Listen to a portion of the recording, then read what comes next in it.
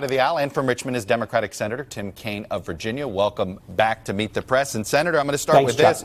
Why are you guys not here? Okay, why aren't you in Washington this weekend trying to force a way to open up this government? Well, Chuck, we are trying to work a deal over the weekend to open the government, but I'll tell you why we're not here. I objected to adjourning in the Senate on Thursday because I have been talking to all these victims of the Trump shutdown. It was President Trump who said he would be proud to shut down the government, that it would be on him.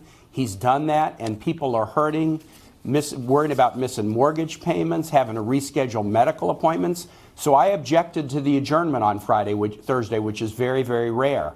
And then I ended up working a deal with the majority leader where we would be in Friday, the day on which people missed their paychecks, the day on which the shutdown became tied for the longest ever, and the Republicans agreed to fast track and pass my guarantee of back pay. I was a co-sponsor of a bill to guarantee back pay for every federal worker. We got it passed unanimously in the Senate. President Trump has agreed to sign it. The House passed it Friday morning. So I think we should be in, but I was able to get the Senate and the House to act to protect our federal employees. And I've been on the phone all day yesterday, and I'm going to be on the phone today with Republican colleagues trying to find that path so we can reopen government. Is it time to give the president something here? Let me put up a quote here from the Virginia delegation, Abigail Spanberger, who just won from a district that President Trump carried. And she said this: if I am getting comments and contact from my constituents expressing concern that the Democrats are not prioritizing security, then I think we can do better. She's obviously concerned that it looks like the Democrats aren't for any border security. Do Democrats have to meet the president somewhere north of where they are now? Chuck, the willingness of Democrats to invest billions of dollars in border security is not in doubt. In 2013, we did a bill in the Senate that Ted Cruz voted against that was going to invest $40+ billion over 10 years. Cruz voted against it. House Republicans killed it. Democrats support border security. In February of this year, we took a deal to the president, $25 billion in border security. 46 out of 49 Dems voted for it. Senator Cruz voted against it. President Trump killed the deal. At the end of December, we reached a deal with the Republicans, ample border security funding that they supported in committee and on the floor. We supported it just 3 weeks ago.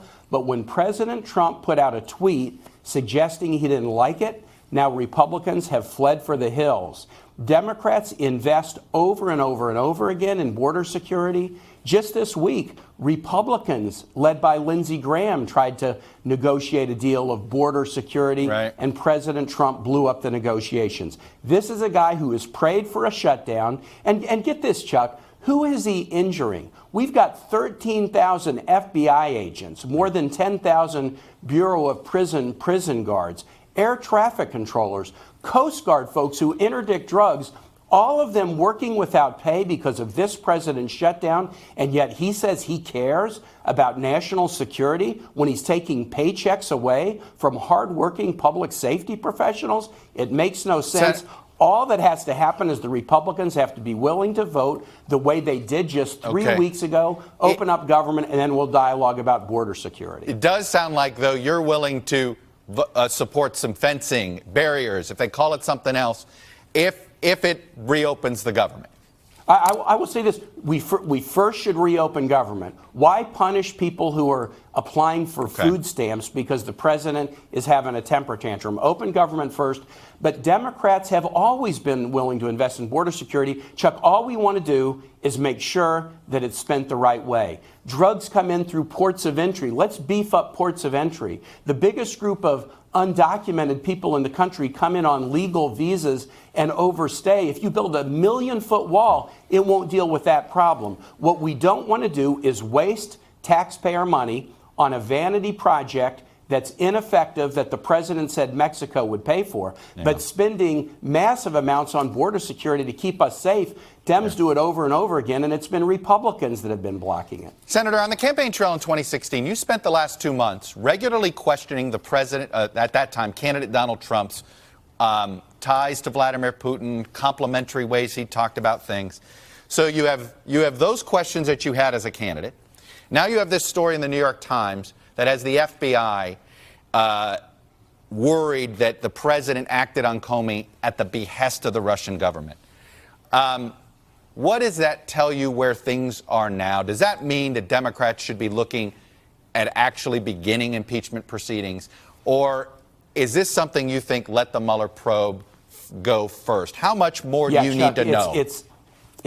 We've got to protect the Mueller investigation. You're right. I was very worried about this, in 2016 because the president took a public stage in July and encouraged Russia to cyber hack the election at the same time as my son and his entire battalion were deployed helping allies on the border of Russia protect themselves against Russian aggression. I found that highly unusual for any American, much less somebody who wanted to be president.